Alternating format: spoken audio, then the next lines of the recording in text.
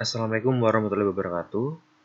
Pada video kali ini saya akan menjelaskan mengenai ANOVA two-way ya. Jadi kalau pada video sebelumnya saya sudah menjelaskan mengenai ANOVA one-way, kali ini saya akan menjelaskan ANOVA two-way. Jadi sebenarnya apa yang membedakan antara ANOVA one-way sama ANOVA two-way? Jadi antara one-way sama two-way sebenarnya intinya itu sama saja. Jadi antara keduanya itu intinya sama saja, langkah-langkah analisisnya pun juga sama saja. Dari homogenitas, kemudian ANOVA, kemudian perbandingan ganda itu caranya sama saja. Tapi yang membedakan kalau misalkan dalam ANOVA one way kita hanya menggunakan satu treatment ya, yakni kita membandingkan hanya dari satu sisi saja. Sementara untuk ANOVA two way itu kita menggunakan dua treatment ya. Sebagai contoh adalah sebagai berikut. Ini contoh sederhananya. Kalau misalkan ini adalah contoh sederhana, jadi kalau misalkan kita ANOVA one way kemarin itu adalah kita, sebagai contohnya tanpa melihat mata kuliah ya, tanpa melihat keterangan yang atas ini. Berarti kalau ANOVA one way itu adalah kita membandingkan mahasiswa satu, misalkan kita membandingkan mahasiswa 1, 2, 3, 4, 5. Nah, ini kita menggunakan one way. Sementara kalau two way itu adalah kita tidak hanya membandingkan antar mahasiswa, tapi kita juga membandingkan antar mata kuliah. Jadi di sini sebagai contoh adalah data mahasiswa sampai 5, di mana masing-masing mahasiswa ini kita ukur nilai matematikanya, bahasa Inggrisnya sama Prancis dan juga biologi. Jadi nanti kita bandingkan antara mahasiswa sendiri, kemudian mata kuliah sendiri. Karena di sini ada dua arah, ada mahasiswa sama mata kuliah, disebut dengan ANOVA two-way. Nah, ini adalah kalau misalkan dalam bahasanya, mahasiswa di sini posisinya sebagai treatment, sementara mata kuliah di sini posisinya sebagai blok. Ya, nah bagaimana langkah analisisnya? Sebenarnya untuk ANOVA two-way itu sebenarnya langkah analisisnya itu sama persis dengan menggunakan ANOVA one way. Jadi langkah pertama adalah uji homogenitas. Jika contoh kemarin itu kita mengujinya dari sisi salah satu saja, misalkan mahasiswa saja, tapi untuk yang ANOVA two-way kita tidak hanya melihat dari menguji homogenitas mahasiswa, tapi kita juga menghitung atau menguji homogenitas bagian yang mata kuliah ya. Jadi di sini tidak hanya satu sisi saja, tapi juga tidak hanya dari mahasiswa saja, tapi juga dari mata kuliahnya. Makanya itu disebut dengan ANOVA two-way untuk uji homogenitas. Jadi nanti dalam uji homogenitasnya kita lakukan dua kali. Jadi apapun nanti dilakukan dua kali. Homogenitasnya dua kali. Kalau misalkan nanti kalau misalkan dari uji homogenitas ternyata di data mahasiswa kan yang mendatar ini, kalau misalkan hasilnya homogen maka kita bisa teruskan. Tapi kalau misalkan enggak ya, misalkan mahasiswa ini homogen, mata kuliah homogen, berarti kita bisa melanjutkan dengan menggunakan ANOVA two-way karena kedua-duanya homogen. Tapi kalau misalkan salah satu saja yang homogen, ya misalkan mata kuliah saja data menurun ini ya, kita cek homogenitasnya ternyata hanya mata kuliah saja yang homogen sementara data mahasiswanya tidak homogen, maka itu nanti kita pendekatannya adalah ANOVA one way. Ya karena memang salah satunya tidak homogen. Tapi kalau misalkan dua-duanya nggak homogen bagaimana?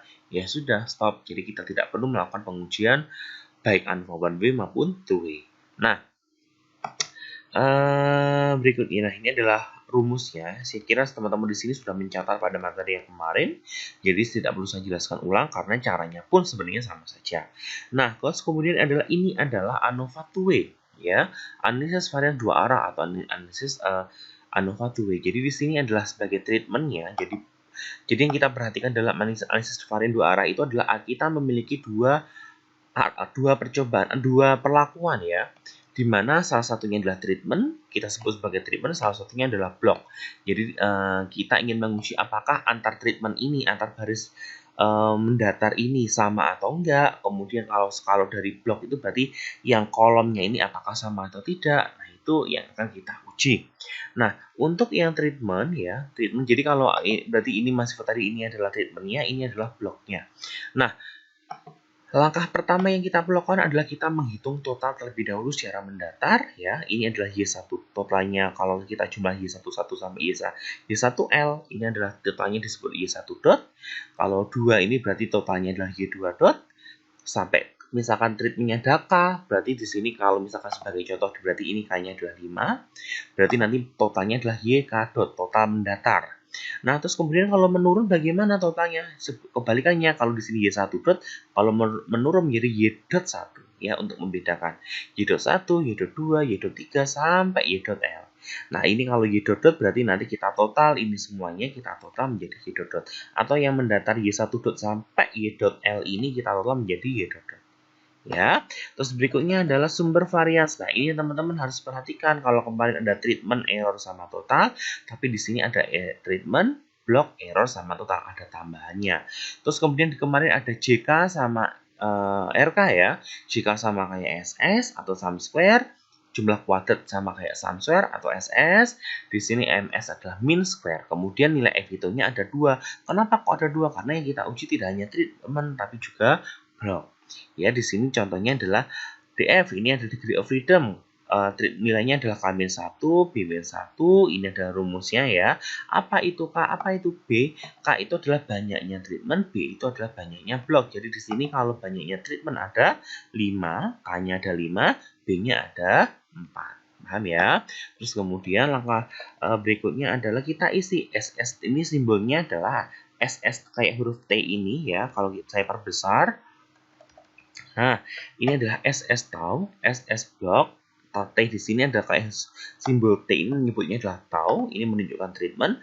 B di sini adalah kayak seperti ini namanya beta, ya, seperti kayak regresi, tapi ini digunakan untuk menunjukkan simbol dari block. Ini adalah SS error, SS stop di sini adalah SS total.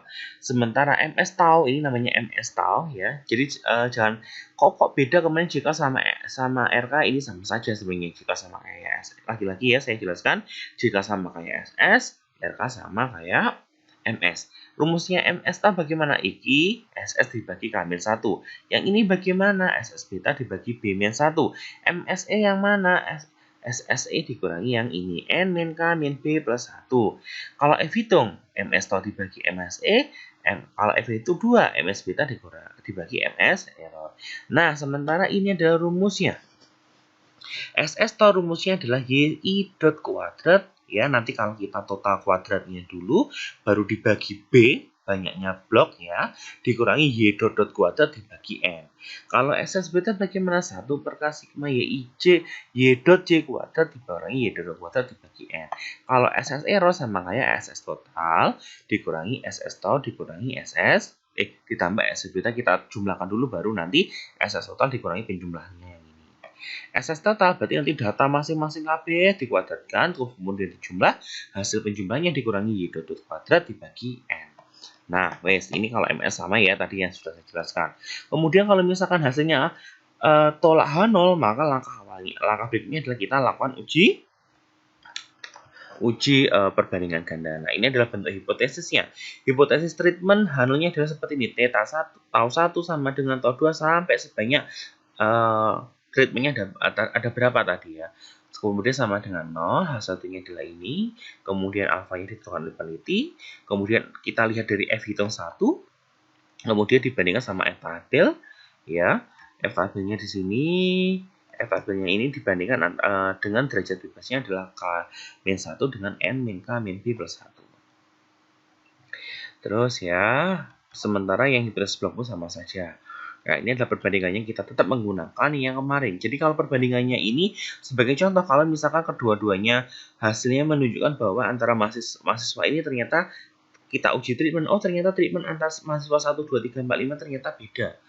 Maka nanti untuk uji perlakuan, uji perbandingan gandanya ya, 1 kita bandingkan 2, 1 banding 3, 1 banding 4, 1 banding 5, terus kita kombinasi. Kemudian kalau misalkan ternyata bloknya, mata kuliahnya, kesulitannya beda misalkan. Itu nanti berarti kita bandingkan matematika sama bahasa Inggris, matematika sama Prancis, matematika biologi, kita kombinasi. Tapi kita tidak bisa membandingkan antara level di mahasiswa di sini dengan yang bloknya. Jadi misalkan mahasiswa 2 dibandingkan sama bahasa Inggris ya nggak bisa. Jadi kalau harus sama-sama dari treatment atau dari blok. Ya, itu adalah gambarannya. Kalau yang ini terkait perbandingan ganda, saya rasa teman-teman sudah cukup gampang, sudah paham apa yang sudah saya jelaskan minggu lalu. Nah, ini berikutnya adalah contoh ANOVA one way. Nah, ini adalah data berikut ini adalah nilai akhir yang dicapai oleh 5 mahasiswa dalam mata kuliah matematika, Inggris, bahasa Prancis. Mahasiswanya sampai 5 mata kuliahnya. Berarti di sini pertanyaannya gunakan taraf nyata 5% untuk menguji bahwa A, keempat mata kuliah mempunyai kesulitan yang sama, B, kelima mahasiswa memiliki kemampuan yang sama. Nah, sebelum ini kan kelihatan berarti kita membandingkan kesulitan mata kuliahnya dari sisi bloknya, kelima mahasiswa memiliki kemampuan yang sama. Berarti di sini sisi treatmentnya, ya. Ya, jadi kalau yang mendata itu kita anggap sebagai treatment, yang menurun itu kita anggap sebagai blok, gampangannya seperti itu. Walaupun teman-teman mau bolak-balik nggak masalah. Nah, di sini langkah awal yang kita lakukan apa? Langkah awalnya tetap kita melakukan uji homogenitas. Langkah awalnya terlebih dahulu adalah kita menghitung totalnya. Tak hitung totalnya di sini, ketemu iki, secara mendata menurun ketemu ini. Ya, ini Y1 dot, Y2 dot, Y3 dot, Y4 dot, Y5 dot. Tak total KB ketemu Y dot 1481 1481. Saya menurun iki, sing data mata kuliah ya saya total juga. Ketemunya yang ini ya, tanda warna saya tulis warna biru, ketemunya Y1 dot, Y dot 1, Y dot 2, Y dot 3, Y dot 4. Kemudian kita uji homogenitas dulu secara mahasiswa, berarti kita menggunakan data yang ini. Ya, data mendatar. Jangan teman-teman anggap saja mata kuliah ini hilang dhisik tulisannya. Yang bawah ini tulisannya hilang dhisik ben nggak bingung. Kita lakukan pengujian sama seperti yang kemarin. Kita lakukan uji, kita hitung dulu SP kuadratnya. SP kuadratnya kan harus menghitung sampel varians dari masing-masing sampel mahasiswa kan, jadi sebanyak 5. Jadi di sini ada S1 kuadrat, S2 kuadrat, S3 kuadrat, S4 kuadrat, S5 kuadrat. Nanti menghitung SP kuadrat, terus nanti setelah SP kuadrat nanti ketemulah nilai Hi. Ya, rumusnya kan kemarin ini. Chi-square hitung, ln 10 dikali Hi per H plus 1. Wes, setelah kita proses ketemunya adalah 2,114. Kemudian kita mencari nilai A, ketemunya ini. Chi-square hitungnya, ketemunya setelah kita masukkan ke rumus, ketemu 4,297. Chi-square tabel, setelah kita cari ya, ketemunya 9,488. Ini kok DF-nya 4 dari mana? DF itu kan dihitung dari N-1. Maksud saya level dari treatment kurangi 1. Treatmentnya tadi ada berapa? Di sini levelnya ada 5, ya kan? Dikurangi 1 ketemunya adalah 4 ketemu. Sehingga nanti kesimpulannya adalah hasil hitung kurang dari hasil tabel, artinya terima H0, kondisinya homogen.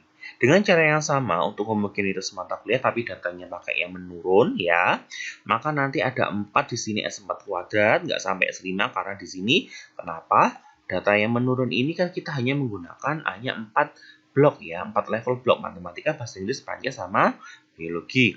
Dengan cara yang sama setelah kita cari, oh ternyata kondisinya juga sama, terima H0 atau homogen, sehingga dapat kita lanjutkan dengan menggunakan ANOVA 2. Ya, terus berikutnya treatmentnya di sini menggunakan ANOVA ini pengujiannya. Treatmentnya mahasiswa, mata kuliahnya. K-nya tadi ada 5, ya mahasiswanya 5, B-nya ada 4 mata kuliahnya.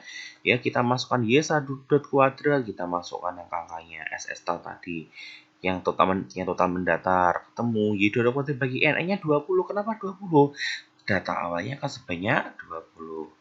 Terus kemudian SS beta juga sama, tapi data yang mendatar yang menurun tadi ketemunya 42,15. Nanti silakan teman-teman cermati ya.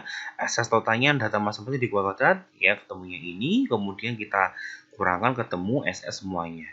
Nah, hasilnya seperti ini, yang MS ini kita bagi, nah, yang 404 ini adalah ini bagi ini, 14 itu 42 dibagi 3, 92 itu ini bagi ini ya.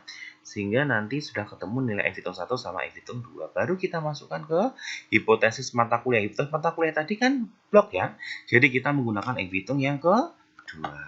Ya, setelah kita masukkan ternyata kondisinya dibandingkan F tabelnya, di sini F tabelnya DF1-nya 3, 2 sama 12, dia dari ini. Ini 3, ini 12. Karena F hitung 2. Nanti kalau F hitung 1 ya DF1-nya 4, DF2-nya adalah 12. Karena kenapa? F hitung 2 itu dihitung dari 4,404 dibagi 92. Sehingga DF1-nya ini sama ini gitu ya. Terus ternyata mata kuliah ternyata terima H0, artinya 4 mata kuliah memiliki kesulitan yang sama. Oke, tidak perlu dilanjutkan ke uji perbandingan ganda. Sementara kalau bagian hipotesis mahasiswa, oh setelah kita cek ternyata ketemu F tabelnya 3,26, tadi F hitung satunya 4,367, kesimpulannya maaf ini di sini bukan terima H0 ya, ini adalah tolak H0. Maka nanti mahasiswa memiliki kemampuan yang berbeda atau kita langsung bisa lanjutkan ke uji perbandingan ganda.